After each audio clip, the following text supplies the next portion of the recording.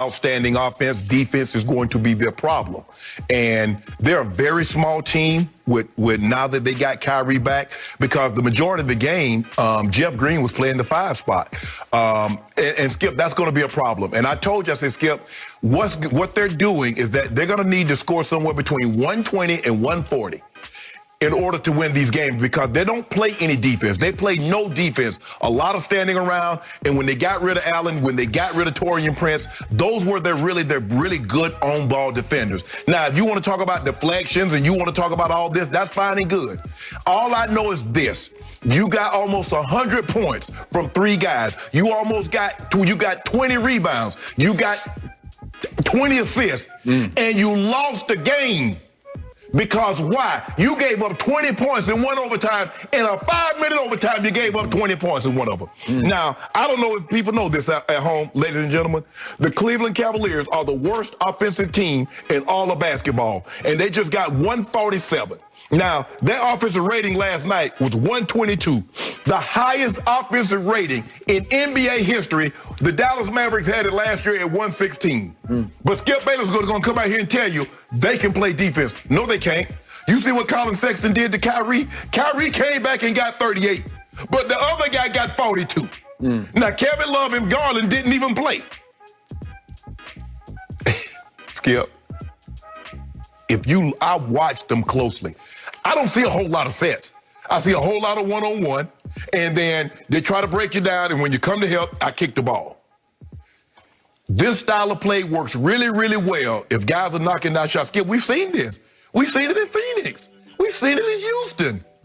But when they load up on you come playoff time, it's going to be very, very interesting. They're going to need to get some bench. Their bench was awful last night. Joe Harris couldn't make any shots. But Skip, I mean, you got guys playing, KD playing 50 minutes, James Harden playing 50, Kyrie playing almost 49. And then you got Joe Harris off the bench playing 41. And then your other 3 guys play 11 and 10, 7. Defense is going to be an issue for them. They're going to need to get this resolved, Skip, because think about this. Before I turn it over to you, Andre Drummond didn't really post because he's really not the great post player. Jared Allen, he's really not a post, I'm talking about offensive player. They're post, they're bigs, but not offense. Play with the back, ooh, I get you. But I don't know if you noticed last night. Did you see that big guy in Philly? He's going to punish somebody. He's going to punish somebody. I mean, the guy I keep telling you is the best big man in basketball by far, not even close, and you keep saying no, no, no. Yo, now you're on his bandwagon? No, Skip. I did not. Hold on. How do you take me saying the guy in Philly is a load and they don't have anybody to deal with him? You saw what he did last night. This is the second time he's been over 40 with double-digit rebounds. 40 points, double-digit rebounds. I'm saying because they're so small, and they don't have a true post presence to defend someone like that, that could be a problem. That's what I'm saying. Defense is going to be a problem. Offensively, they're set. But defense, James Harden only got 2 shots in the first half. I don't know he happy about that. I don't know he happy about that. That ain't none of my business, though. Go ahead. You finished? Go ahead. I got to get a new TV because I saw an upside-down game from what you saw. Okay, I have no idea what game you are talking about. Okay. I saw the new greatest show on earth. This is must-see TV. This is #NothingButNets.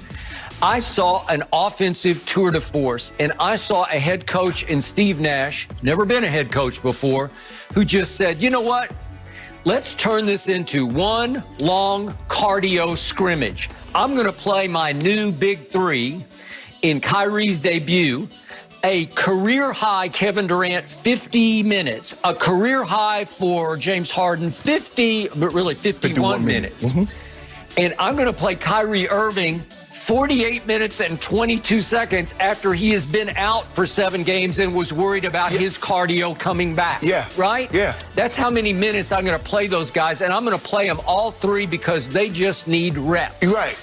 And you wanted to win that game. It was against a team, the Cleveland Cavaliers, who are, they're the worst statistical offensive team in basketball. What did they do last night from the 3-point line? They made 20 out of 40. Why did they do that? Because they were inspired, because 2 of their newest players used to be Brooklyn Nets. Am I right?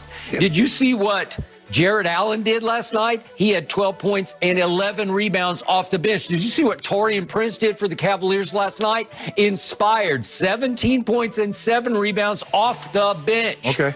Did you see what Colin Sexton did? He went into the twilight zone of three-point shooting in ways I have rarely seen. This was Klay Thompson-esque what he did, especially in the second overtime. So to your final point, I will go at first. That is that James Harden, clearly, he is an offensive genius. He said, welcome back, Kyrie. I'm going to extend you an olive branch in the first half. I'm not going to shoot it. James didn't take his shot until there was like a minute left in the first half because he said, Kyrie, you do it. Okay. And guess what? They came out and made their first 10 shots. And Kyrie was out of his mind in the first half and made 8 out of 10 shots. Right. That'll work. Right. So you had James just saying, Kyrie, you do this because we need you to be more of the 2 than the 1. So I'll be the point guard. I'll initiate the offense, but you score the basketball, which he did at the highest level. So Kyrie didn't miss a beat. All that time off that he had, and everybody was all over him. He came right back, and he looked like Kyrie Irving, and he blended right in. And then in the second half, James said, you know what, maybe I should start shooting. And he began to shoot, and all he did was wind up with a triple-double. James Harden is leading the league in assists, and he had 12 more last night. Is that good? Yeah. I'd say that's pretty good. He scored 21 without even shooting in the first half. Is that good? Yeah. That is sensationally good. Yeah. Okay, now let's go to the end of regulation, shall we? Yeah, we should. Because Kyrie Irving, listen, they are on a tear. They are charging to the finish line because they got sick and tired of Cleveland playing way over its head, making three-point shots, and they said, watch this. They close the fourth quarter on a 28-15 run at Cleveland. Is that good? That is great. It was firepower. It was greatest show on earth, tour de force. And it comes down to Kyrie got the basketball at the end, and he drives it up the floor on one Colin Sexton. And if we could see this play, please. And I immediately tweeted, here's the ball. They force a turnover. And here comes Kyrie. James just said, you do it. You're the last shot taker. And he drives right past Colin Sexton. And the referee calls an offensive foul. And I immediately tweeted, you can check my timeline. I said, that is completely wrong. Colin Sexton leans into him, hacks him across the leg. And somehow, because Kyrie's elbow hit Colin Sexton in the jaw because he leaned right in front of it, Kyrie didn't extend his elbow. They called an offensive foul and screwed Kyrie out of going to the free throw line with 2 attempts to make one to win the game. The ball anyway. No, well, but it's a foul. He slapped him across the front of his body and across his leg. And guess what they did? They go review it, and they say, whoops, we screwed up. We reversed the call. Well, guess what? When you reverse a call at the end of the game like that, guess what the result is? Jump ball. Yeah. You're still punished. You're still penalized. You should be at the free. If you're going to reverse the call, give Kyrie the free throws to win the game. And we wouldn't be having this conversation right now. It's a stupid rule. You know it, and I know it. It's the rules, Skip. Okay, and they got screwed. Okay, what about the Skip? What about the fact what if they didn't have the challenge system in? Okay, but I'm just saying it was a blown call. It was wrong, and I tweeted it, and I was right about it. Okay, so then we go to the end of the first overtime, and they're up 3. They played a great first overtime. Jumped out on them. Yeah, and Cleveland walked them down. Well, they walked them down because Cleveland was shooting out of its mind when I'm looking up at Larry Nance making 3-point shots. You making my point, Skip? Look at this first overtime. It's tour de force of scoring. So they should have won it. But what does Steve Nash do as a first-time head coach down the stretch of this game, last few seconds? Colin Sexton had the ball. You just foul because you can foul him and with literally no time left on the clock. Just foul him. Just go ahead and foul him before he goes into shooting mode. If you foul him and Kyrie's on him and Kyrie defended it very well, Colin Sexton just made a ridiculous shot to tie the game and send it to the second overtime.